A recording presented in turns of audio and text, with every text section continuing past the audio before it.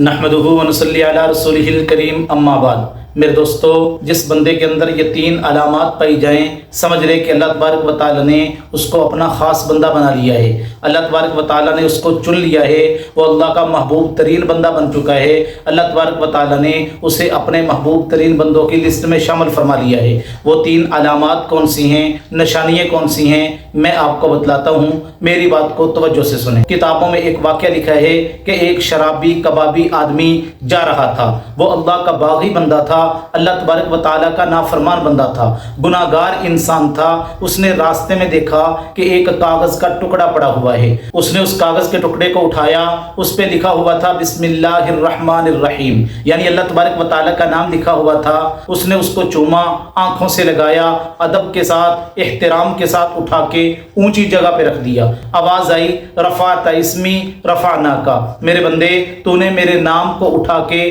بلند کیا ہے، میں بھی تجھے بلند کر دوں گا، اونچا کر دوں گا۔ تو اس چھوٹی سی نیکی پر اپنا ولی اللہ بنا لیا۔ ایک محدث حدیث لکھ رہے تھے سیاہی کے ساتھ، تو ان کی قلم کی سیاہی پر ایک مکھی آ کے بیٹھ گئی، تو انہوں نے اس قلم کو روک لیا کہ یہ مکھی پیاسی ہے، اللہ کی مخلوق ہے، جب یہ سیراب ہو جائے گی، اڑ جائے گی، پھر میں لکھوں گا۔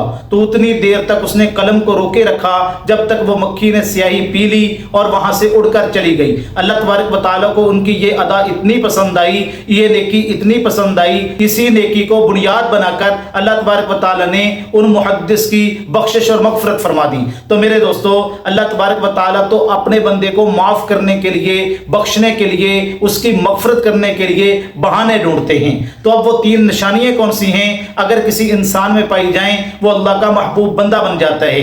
پہلی نشانی، اگر اس سے کوئی گناہ ہو جائے تو وہ فوراً اللہ کی طرف پلٹ جائے، یعنی اس کے دل کے اندر اللہ کا خوف ہو، اللہ کا ڈر ہو، جب تک وہ توبہ کر کے گڑ گڑا کے عاجزی کے ساتھ رو کر اللہ سے اپنے گناہ کو معاف نہ کروا لے، توبہ نہ کر لے، اس کو سکون نہ آئے۔ میرے دوستو، یاد رکھیں، اللہ کے نبی علیہ السلام نے فرمایا کل بنی آدم خطاؤن وخیر الخطائین التوابون، ہر بنی آدم جو ہے وہ غلطی کا پتلا ہے، اس سے غلطی ہو جاتی ہے، اس سے گناہ ہو سکتا ہے، لیکن بہترین گناہ گار انسان وہ ہے اگر اس سے گناہ ہو جائے بھولے سے تو وہ فوراً اللہ تبارک و تعالیٰ کے در پہ آئے اور معافی مانگ لے اور توبہ کر لے۔ اور اللہ تبارک و تعالیٰ کو اپنے بندے کی توبہ یہ بڑی پسند ہے۔ التائب من الذنب کمن لا ذنب لہ، جو بندہ گناہوں سے توبہ کر لیتا ہے وہ ایسے ہو جاتا ہے جیسے اس نے گناہ کیا ہی نہیں۔ اور دوسری نشانی کیا ہے، اگر اس سے گناہ ہو جائے اس کے دل میں اللہ کا خوف پیدا ہو جائے، اور اگر اس سے نیکی ہو جائے اس کا دل باغ باغ ہو جائے۔ ایک صحابی نے اللہ کے نبی علیہ السلام سے پوچھا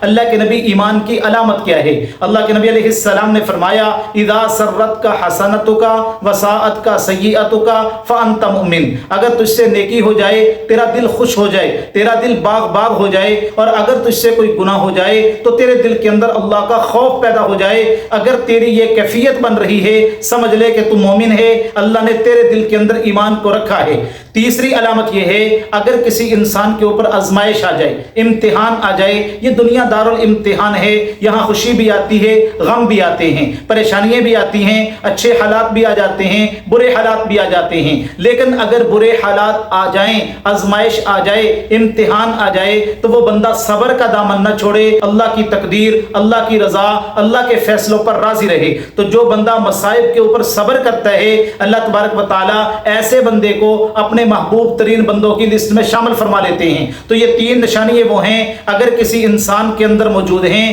وہ سمجھ لے اللہ نے اس کو اپنا محبوب بندہ بنا لیا ہے، اللہ تبارک و تعالیٰ اس بندے کو اپنے محبوب بندوں کی لسٹ میں شامل فرما چکے ہیں۔